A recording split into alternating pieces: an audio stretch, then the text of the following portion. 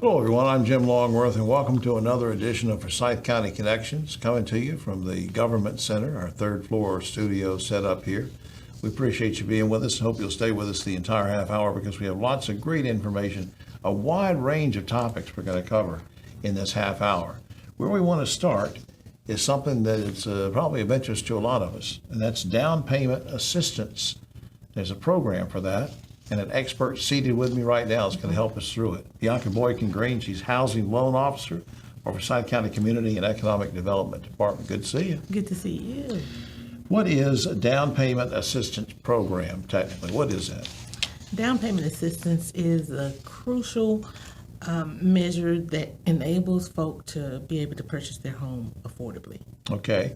And this could be a new home or existing home or whatever. If they pick out something they think's in their price range and say, hey, I can't make the down payment on my own. Exactly. Yes. And that's what this program is for. Now, who qualifies for this? Well, the primary qualifier is that they are income eligible based upon the housing HUD guidelines, based upon how many are in that household, will dictate whether or not they qualify income-wise. Right. But now, do I need to have, let's say we get to that point. Yes. Is somebody going to say, hey, Jim, do you have excellent credit? Because if you don't, we can't help you. I mean, what's the deal? Do you have to have excellent credit? Well, you have to have credit that's going to enable you to qualify for an affordable mortgage that's offered through one of the participating lenders. And if there is an individual that may have credit issues, we have partners within the county that are able to work with them to rebuild that credit. All right, let me pick at a couple specifics here. If I'm seeking assistance through your program, I want to know, is there a limit on, say, the sales price of the house?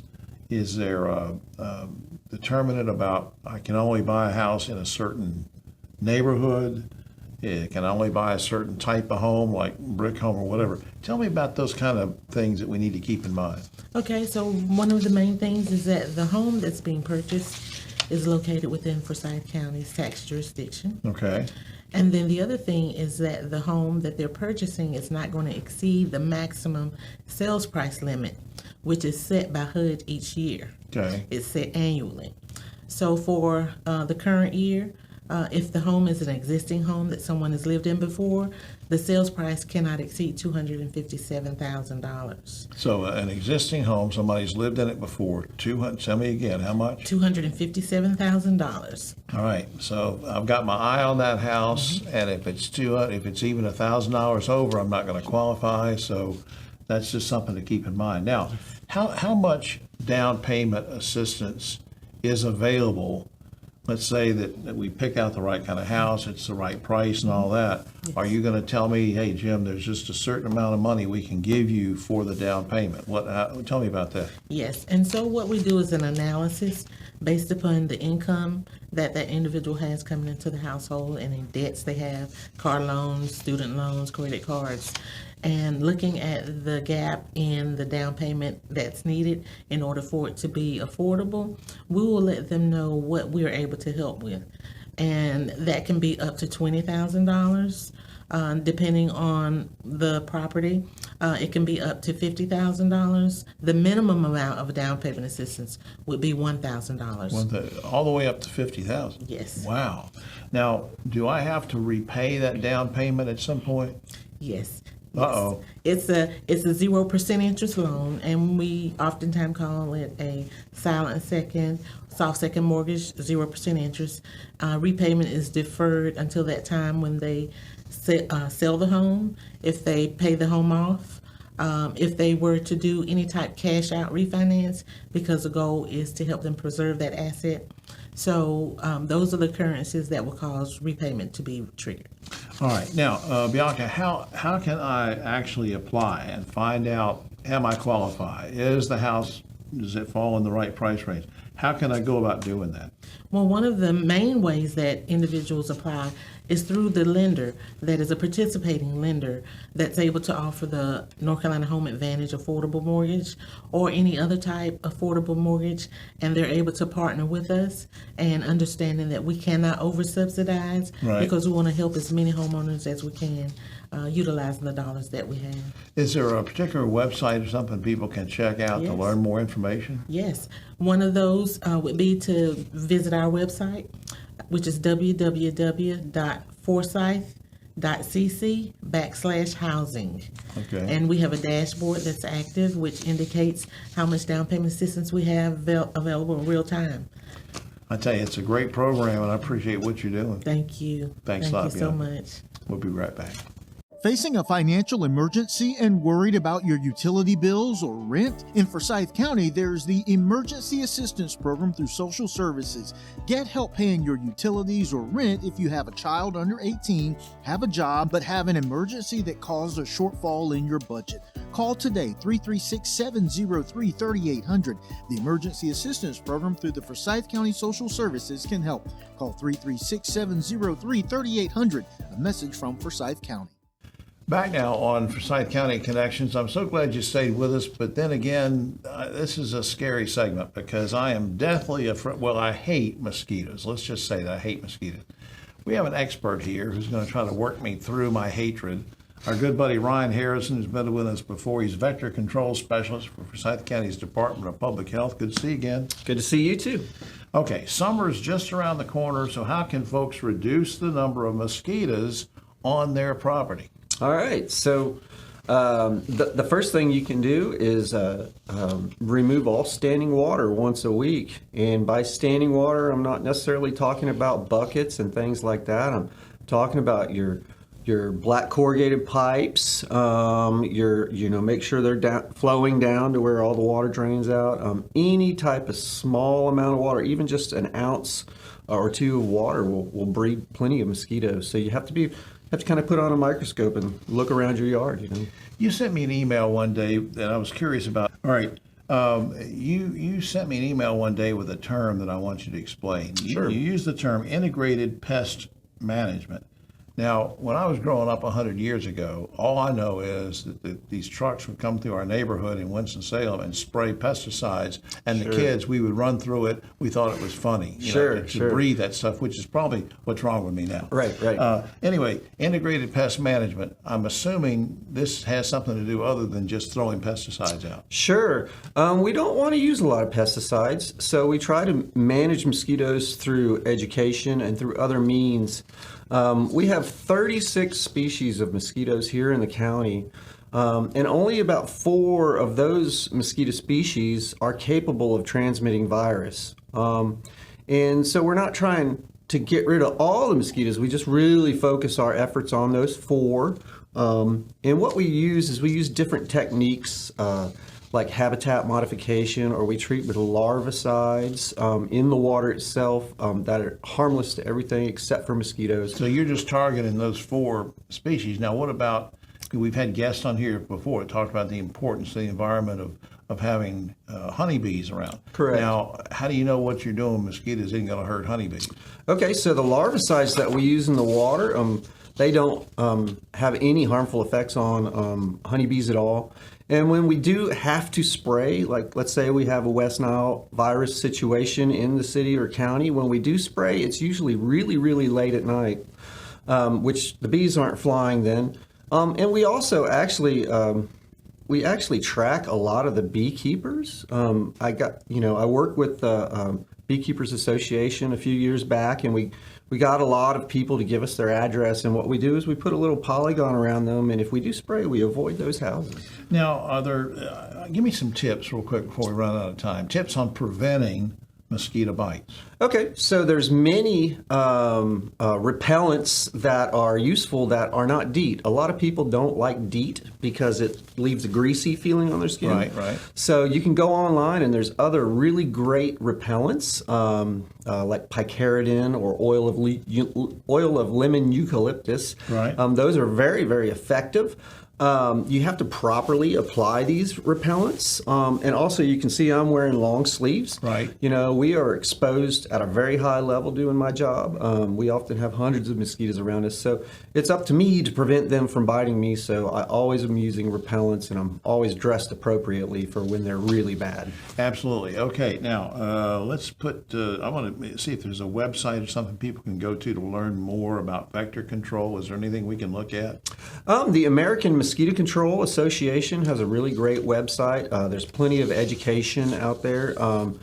Unfortunately, a lot of those websites are down right now. The CDC web page has a lot of information on bite prevention and using different larvicides and things like that are safe. All right, well, Ryan, thanks for at least helping to control that population, and I still hate them. Yeah. Anyway, all right, we'll be right back after this. Help emergency responders help you when you can't help yourself. Forsyth Cares, the Community Assistance Registry for Emergency Services, allows you to register yourself or someone in your household sharing health conditions or information that might aid in your care should your home be the subject of a 911 call. 911, what's your emergency? Operators will see critical information, medications, conditions, or in the case of a wandering child or an adult with cognitive disabilities, places they like to go, or even if they have access to a vehicle. The information is stored in a database only accessible to first responders and 911 agents. Get more information at forsyth.cc/Forsyth Cares. In the moment that your life depends on a fast response, get information to first responders that can aid in your or your loved one's care. That's forsyth.cc/Forsyth Cares. Back now on Forsyth County Connections, and the topic we want to tackle now has to do with Black maternal health. The expert in this field is going to walk us through this topic, and we're very glad to have her here. Dewana Cherry is High-Risk Perinatal Coordinator for Forsyth County's Department of Public Health. It's a long title and an important one. Good to see you. Nice to meet you. You reported, and according to an email you sent me in a report, you reported that there are disparities in Black maternal health. So the question is, how significant are those disparities, and what obstacles do those moms face? Well, glad you brought it up. Those disparities are very significant because it is actually causing a lot of the moms to die at a high maternity death rate, and it is affecting Black moms the most. Black moms are dying 3 to 5 times more than our counterparts. 3 to 5 times more. Yes, 3 to 5 So times more. what obstacles do these moms face that put them in these situations? Well, they face a lot of the systemic barriers. One of them is definitely some of the racism that they experience in the healthcare system, and some of those barriers are causing the maternal health rates to rise. Right. Of course, access to proper care is important, and there's so many factors. I understand that you have a big event coming up. Now, tell me, what is that and when is it? All right, we are having a community baby shower on Saturday, April 12th. A community baby shower. Okay. And we're excited because we want all mothers, expectant mothers, and mothers of young children to come and enjoy the education, the resources, and also some great giveaways. Well, since you mentioned giveaways and things, what are we going to see when we get there? What will the moms see at this event? Well, they're definitely going to be able to touch base with a lot of different healthcare providers. We're going to have some doulas on site, also lactation consultants who are able to bring great support and services to our moms, and also be able to work with some of the programs that are at Forsyth County to work hand in hand that also provide support services in the community. Lots of things to learn at this event, it sounds like, right? Lots of things to learn. We're also going to have some interactive games so moms can also kind of come in and play things like diaper pong, just a number of Diaper different pong. things. I'm not even going to ask about that. That's diaper pong. Okay. Anyway, how can the community at large benefit from and support events like this? Because we'll have people watching here. They say, "Well, Miss Cherry, I'm a white guy and I've got this business down here on Trade Street, and why should I care about this?" One of the biggest reasons you should care about it is it affects everyone in the community. So if you are able to contribute in any way, volunteer your time or sponsorship or some type of support in any way, we would love to receive it any way possible. We want anyone that is white, black, Hispanic. So anyone to anybody can come to this event? Anyone can come to the event. Because like I said, it's a community issue. It's not just within the community, it's North Carolina, it's nationwide. You used a term also in this email you sent me one day. It was you mentioned something called healing legacies. Yes. Tell me about that. We want to heal legacies. One of the biggest barriers in Black maternal health is that culturally competent care. And a lot of moms are not being able to receive that care, whether they're not being seen or heard or truly valued. And so having this type of community event, it brings that awareness, and we're starting the process of healing some of those systemic bias that the moms experience, and we can start building a community of trust and showing that the moms are truly valued. All right, now tell me again. It's April. Did you say April 12th? April 12th.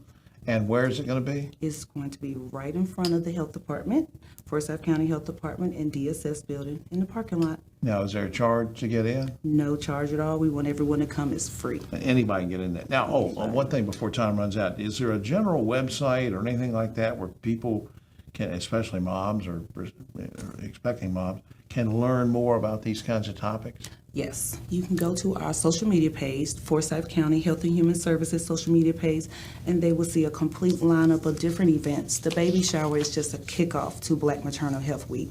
We're a whole lot of other events that are streamlining that following week that we would like the community to come out and be join us a part of. Well, Tawana, I appreciate what you're doing for the community, for the moms and everything. It's so important, and thank you so much for your work. Thank you. We'll be right back after this. Forsyth County has children from birth to teens, single children, and sibling groups looking for a brighter day that can only come from being paired with a foster family. Across our community, there are children who live under the dark clouds of abuse and neglect who end up in the care of the Department of Social Services. Open your home and your heart. Help our children discover a brighter day. Call 336-703-2445 or online at forsyth.cc. Search Foster and Adopt. Back now on Forsyth County Connections. And have you ever wondered why birds migrate and where they go and where they've come from? Well, we're going to wonder that right now with an expert who's been a guest on the show before. Always glad to have her back.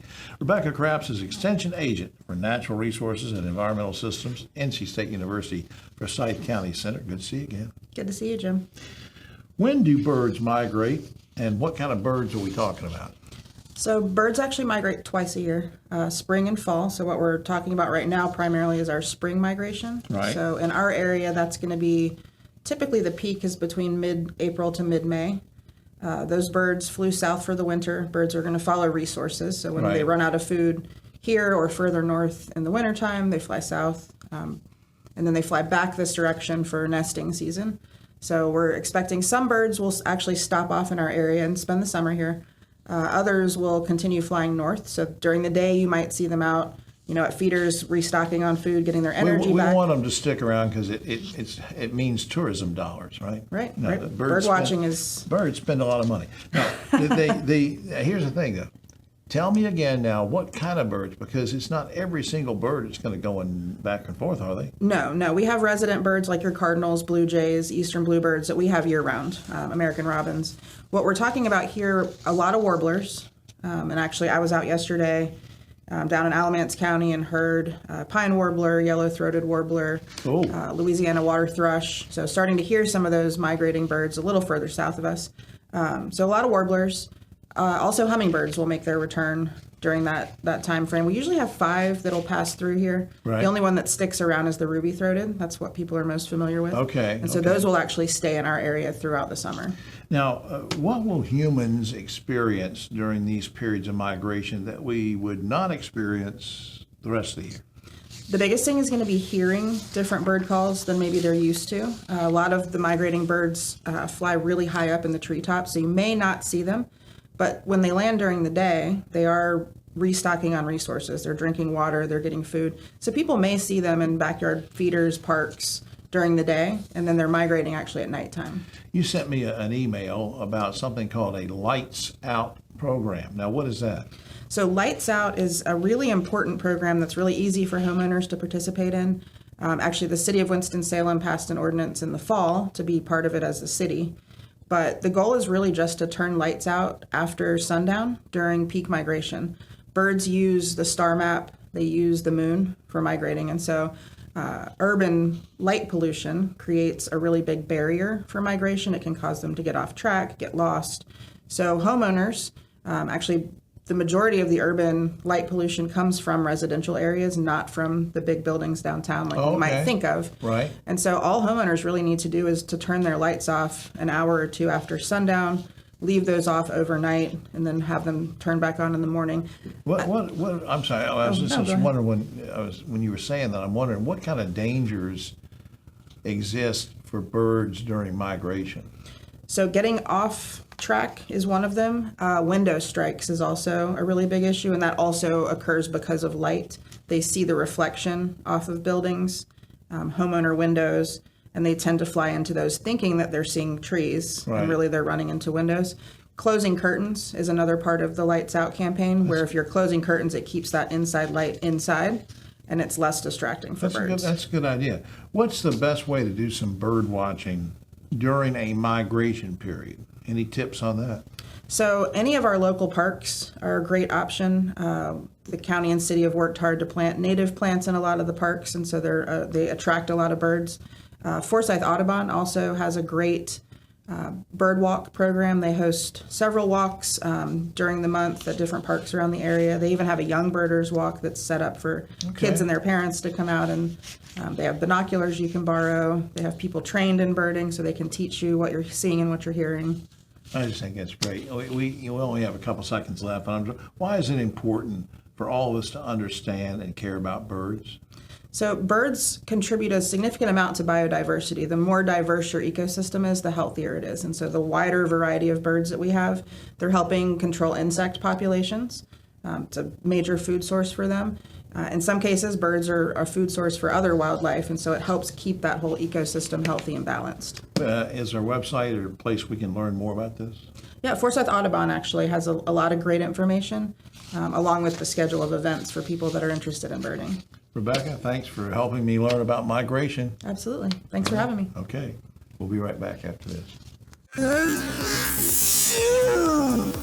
Does that golden dust have you on the defense? Stay ahead of the pollen with the Forsyth County pollen forecast delivered by email.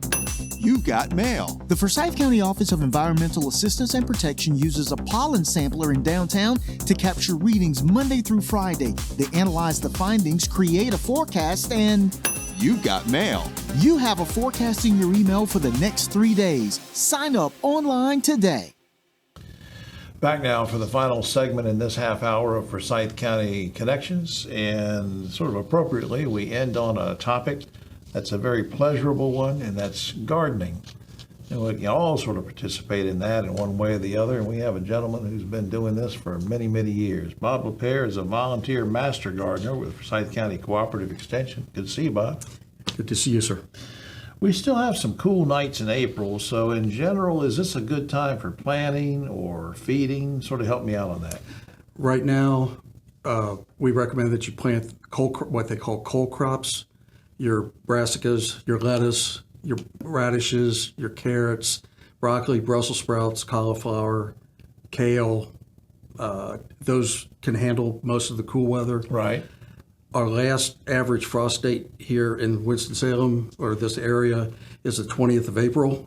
Okay. So after that, you should be safe to plant your tomatoes, your squashes, your peppers, watermelon, cantaloupes. In general, how does the Forsyth Cooperative Extension help gardeners? Just in general ways, how do you help? They've got agents there that handle large farms, small farms, pesticide and insecticide certifications, community gardens, pond management, forestry. I mean, They cover everything. yes, they do.